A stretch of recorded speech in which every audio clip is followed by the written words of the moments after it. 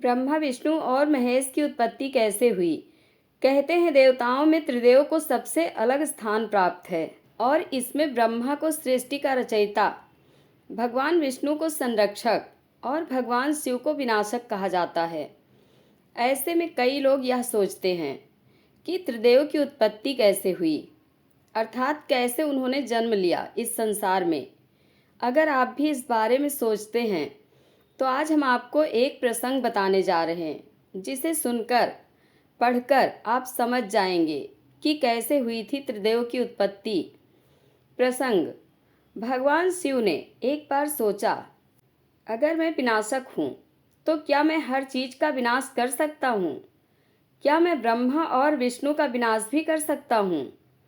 क्या उन पर मेरी शक्तियाँ कारगर होंगी? जब भगवान शिव के मन में यह विचार आया तो भगवान ब्रह्मा और विष्णु समझ गए कि उनके मन में क्या चल रहा है। वह दोनों मुस्कुराने लगे। ब्रह्मा जी बोले, महादेव, आप अपनी शक्तियाँ मुझ पर क्यों नहीं आजमाते? मैं भी यह जानने के लिए उत्सुक हूँ कि आपकी शक्तियाँ मुझ पर कारगर हैं या नहीं। जब विष्णु भगवान ने भी हठ किया तो भगवान शिव ने सकुचाते हुए ब्रह्मा जी के ऊपर अपनी शक्तियों का प्रयोग कर दिया। देखते ही देखते ब्रह्मा जी जलकर भस्म हो गए। जैसे ही शिव ने अपनी शक्तियों का प्रयोग किया, ब्रह्मा जी जलकर गायब हो गए और उनकी जगह एक राख का छोटा सा ढेर लग गया। शिव जी चिंतित हो गए, ये मैंने क्या किया? अब इस विश्व का क्या होगा? भगवान विष्णु मुस्कुरा रहे थे।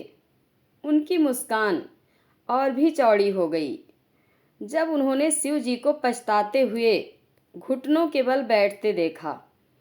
शिव जी पछताते हुए उस राख को मुट्ठी में लेने ही वाले थे कि उस राख में से ब्रह्मा जी पुनः प्रकट हो गए।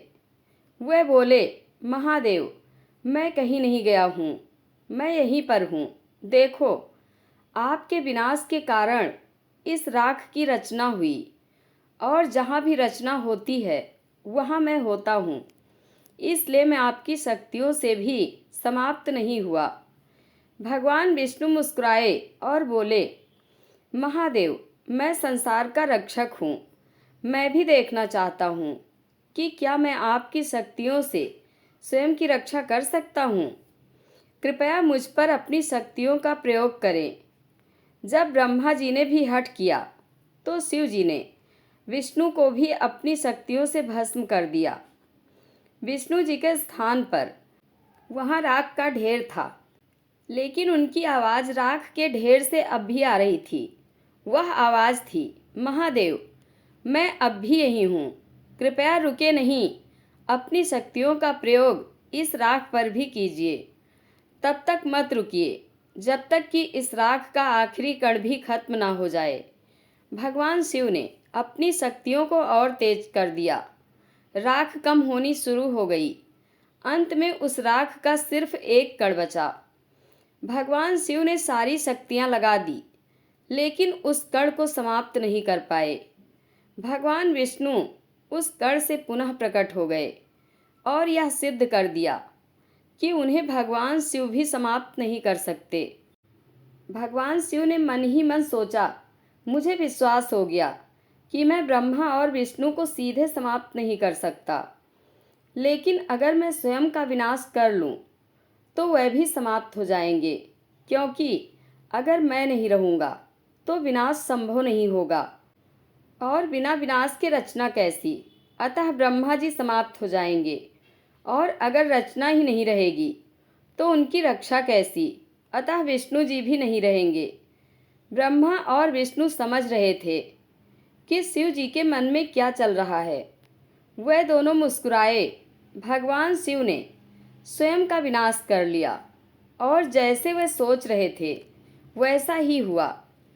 जैसे ही वह जलकर राख में तब्दील हुए, ब्रह्मा और विष्णु भी राख में बदल गए। कुछ समय के लिए सब कुछ अंधकारमय हो गया। वहाँ उन तीनों देवों की राख के सिवाय कुछ नहीं था।